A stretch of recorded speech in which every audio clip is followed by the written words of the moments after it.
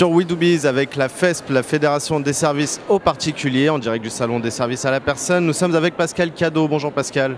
Bonjour. Pascal, vous êtes le directeur général et le fondateur de La Girandière. Alors La Girandière, est-ce que vous pouvez nous en parler un petit peu? Vous avez entrepris en Mayenne au départ, hein. J'ai entrepris en Mayenne dans les années 90. En 94, j'ai lancé la première résidence à Cran dans la Mayenne.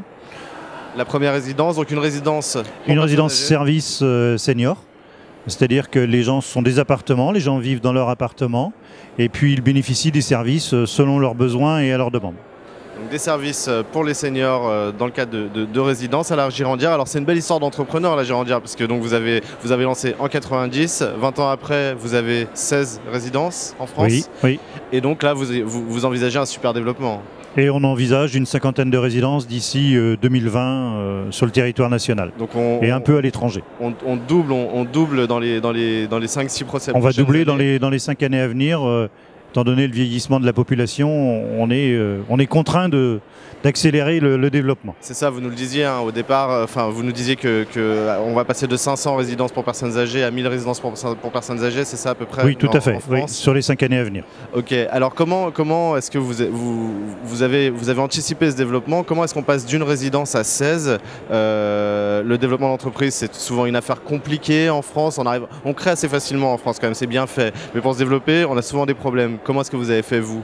J'ai engagé mes biens personnels au départ, puisque dans les années 90, aucun banquier ne croyait au projet. Alors c'est ce qu'il ne faut surtout pas faire dans l'entrepreneuriat, a priori, s'engager personnellement. Eh bien oui, mais si on veut démarrer, si on veut se lancer et qu'on n'a pas d'argent, on engage ses biens et, donc il faut oser. Et on démarre. Il faut oser, il faut oser, il faut être un peu fou.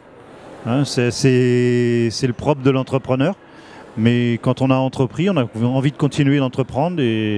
Alors il faut oser, il faut être fou et il faut aussi être capable de s'ouvrir aux autres pour pouvoir se développer. Et vous avez fait le choix de faire entrer un groupe et de faire entrer des investisseurs. C'est souvent une question pas facile pour l'entrepreneur parce que c'est perdre un peu de son autonomie ou de son indépendance à laquelle on tient.